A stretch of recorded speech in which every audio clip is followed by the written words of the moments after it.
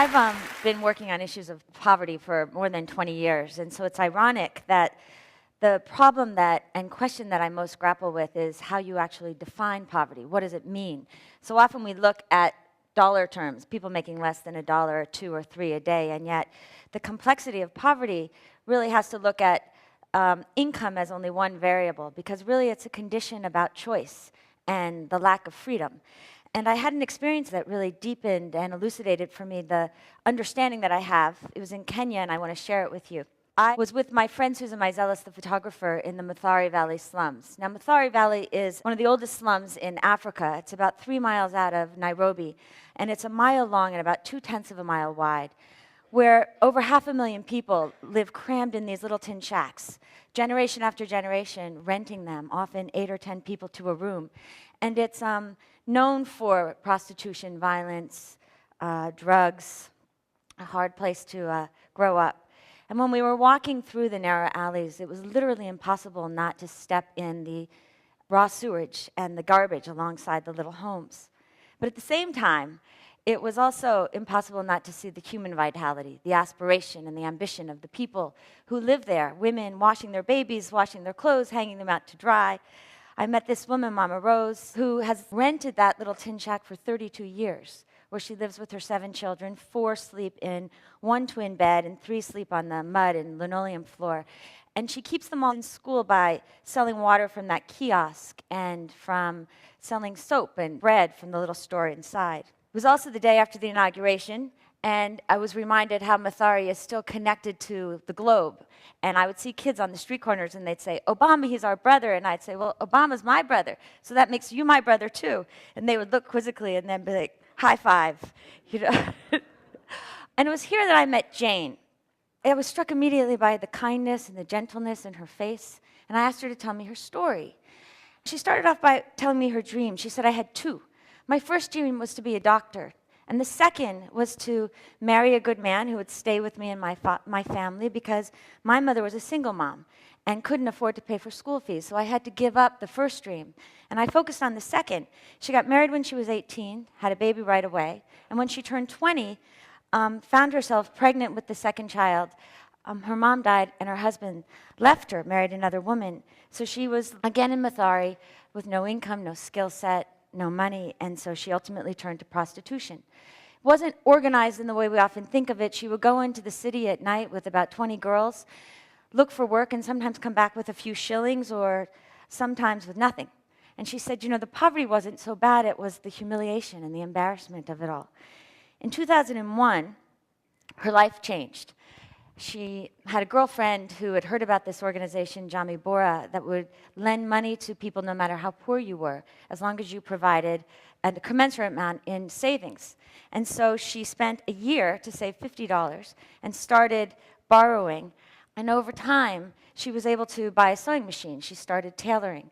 And that turned into what she does now, which is to go into the secondhand clothing markets. And for about $3.25, she buys an old ball gown.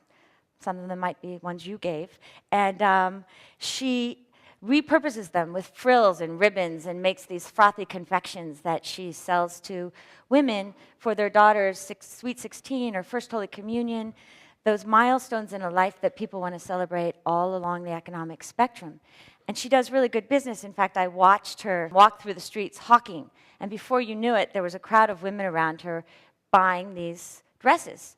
And I reflected as I was watching her sell the dresses and also the jewelry that she makes, that now Jane makes more than $4 a day. And by many definitions, she is no longer poor.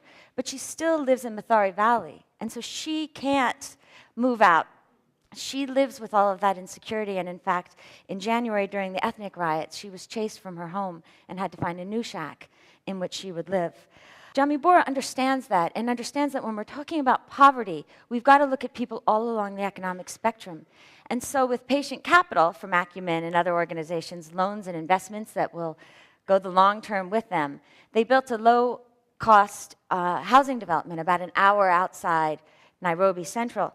And they designed it from the perspective of customers like Jane herself, insisting on responsibility and accountability. So she has to give 10% of the mortgage, of the total value, or about $400 in savings. And then they match her mortgage to what she paid in rent for her little shanty. And in the next couple of weeks, she's going to be among the first 200 families to move into this development. And when I asked her if she feared anything or whether she would miss anything from Mathari, she said, "What would I fear that I haven't confronted already? I'm HIV positive. I've dealt with it all." And she said, "And what would I miss? Do you think I'll miss the violence or the drugs, the lack of privacy? Do you think I'll miss not knowing if my children are going to come home at the end of the day?" She said, "If you gave me 10 minutes, my bags would be packed." And so I said, "Well, what about your dreams?" And she said, "Well, you know, my dreams don't look exactly like I thought they would when I was a little girl. But if I think about it, I thought I wanted a husband, but what I really wanted was a family that was loving. And I fiercely love my children, and they love me back." And she said, "I thought I wanted to be a doctor, but what I really wanted to be was somebody who served and healed and cured. And so I feel so blessed with everything that I have that 2 days a week I go and I counsel HIV patients. And I say, look at me. You are not dead. You are still alive. And if you are still alive, you have to serve." And she said, "I'm not a doctor who gives out pills, but maybe me, I give out something better because I give them hope." And in the middle of this economic crisis, where so many of us are inclined to pull in with fear, I think we're well suited to take a cue from Jane and reach out, recognizing that being poor doesn't mean being ordinary. Because when systems are broken, like the ones that we're seeing around the world, it's an opportunity for invention and for innovation. It's an opportunity to truly build a world where we can extend services and products to all human beings so that they can make decisions and choices for themselves. I truly believe it's where dignity starts. We owe it to the Janes of the world, and just as important, we owe it to ourselves. Thank you.